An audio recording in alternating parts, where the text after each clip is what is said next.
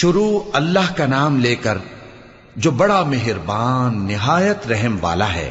جو چیز آسمانوں میں ہے اور جو چیز زمین میں ہے سب اللہ کی تسبیح کرتی ہے، اسی کی سچی بادشاہی ہے اور اسی کی تعریف ہے، اور وہ ہر چیز پر قادر ہے۔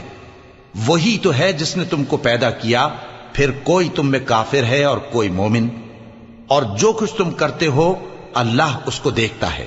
اسی نے آسمانوں اور زمین کو حکمت سے پیدا کیا، اور اسی نے تمہاری صورتیں بنائیں اور صورتیں بھی اچھی بنائیں، اور اسی کی طرف تمہیں لوٹ کر جانا ہے۔ جو کچھ آسمانوں اور زمین میں ہے وہ سب جانتا ہے، اور جو کچھ تم چھپا کر کرتے ہو اور جو کھلم کھلا کرتے ہو اس سے بھی آگاہ ہے، اور اللہ دلوں کے بھیدوں تک سے واقف ہے۔ کیا تم کو ان لوگوں کے حال کی خبر نہیں پہنچی جو پہلے کافر ہوئے تھے؟ تو انہوں نے اپنی کرتوت کی سزا کا مزہ چکھ لیا، اور ابھی دکھ دینے والا عذاب اور ہونا ہے۔ یہ اس لیے کہ ان کے پاس پیغمبر کھلی نشانیاں لے کر آتے تو وہ کہتے کہ کیا ایک آدمی ہمیں ہدایت کرے گا؟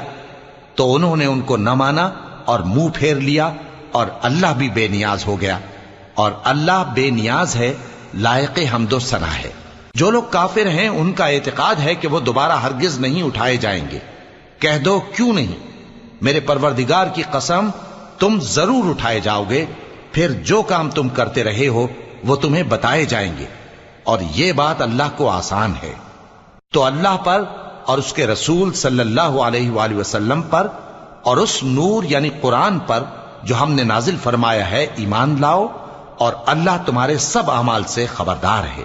جس دن وہ تم کو اکٹھا کرے گا یعنی حشر کے دن، وہ نقصان اٹھانے کا دن ہے، اور جو شخص اللہ پر ایمان لائے اور نیک عمل کرے وہ اس سے اس کی برائیاں دور کر دے گا، اور جنت کے باغوں میں جن کے نیچے نہریں بہ رہی ہیں داخل کرے گا۔ وہ ہمیشہ ہمیشہ ان میں رہیں گے، یہی بڑی کامیابی ہے۔ اور جنہوں نے کفر کیا اور ہماری آیتوں کو جھٹلایا وہی اہل دوزخ ہیں کہ ہمیشہ اس میں رہیں گے، اور وہ بری جگہ ہے۔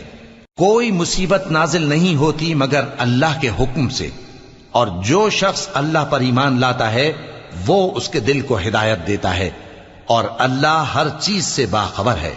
اور اللہ کی اطاعت کرو اور اس کے رسول کی اطاعت کرو، پس اگر تم منہ پھیر لوگے تو ہمارے پیغمبر کے ذمے تو صرف پیغام کا کھول کھول کر پہنچا دینا ہے۔ اللہ جو معبود برحق ہے اس کے سوا کوئی عبادت کے لائق نہیں، تو مومنوں کو چاہیے کہ اللہ ہی پر بھروسہ رکھیں۔ مومنوں، تمہاری بیویوں اور اولاد میں سے بعض تمہارے دشمن بھی ہیں، سو ان سے بچتے رہو، اور اگر معاف کر دو اور درگزر کرو اور بخش دو تو اللہ بھی بخشنے والا ہے، مہربان ہے۔ تمہارا مال اور تمہاری اولاد تو آزمائش ہے، اور اللہ کے ہاں بڑا اجر ہے، سو جہاں تک ہو سکے اللہ سے ڈرو اور اس کے احکام کو سنو، اور اس کے فرمانبردار رہو، اور اس کی راہ میں خرچ کرو، یہ تمہارے حق میں بہتر ہے۔ اور جو شخص طبیعت کے بخل سے بچایا گیا تو ایسے ہی لوگ راہ پانے والے ہیں۔